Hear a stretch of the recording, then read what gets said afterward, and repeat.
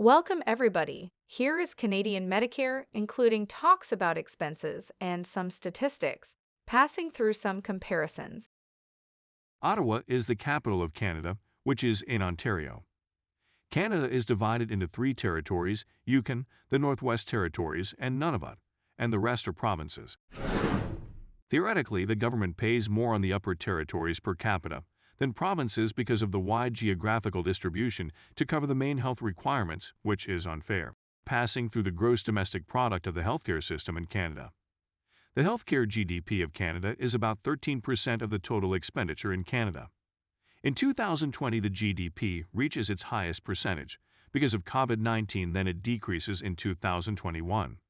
As shown, the GDP is flexible according to the current health and condition state of the country. It is noticeable that there is a huge difference between Canada's expenditures on public and private. About a quarter of Canada's expenditure on hospitals is on the private sector, and the rest is on the public sector.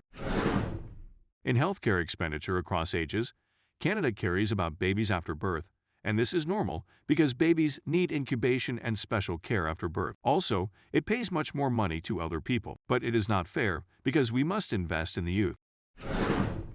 Depending on the government's interest in the elderly, so it focuses its attention on diseases that the elderly are more susceptible to.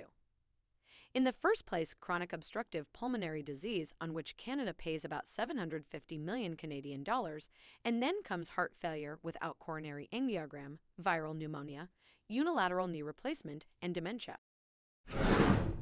Canada faces a massive issue, which is the long waiting lists, due to the huge numbers waiting for their turn for detection or treatment.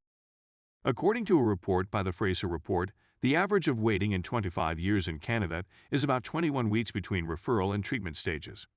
As example, in Ontario, a patient could wait about 16 weeks, and in New Brunswick could reach 41 waiting weeks.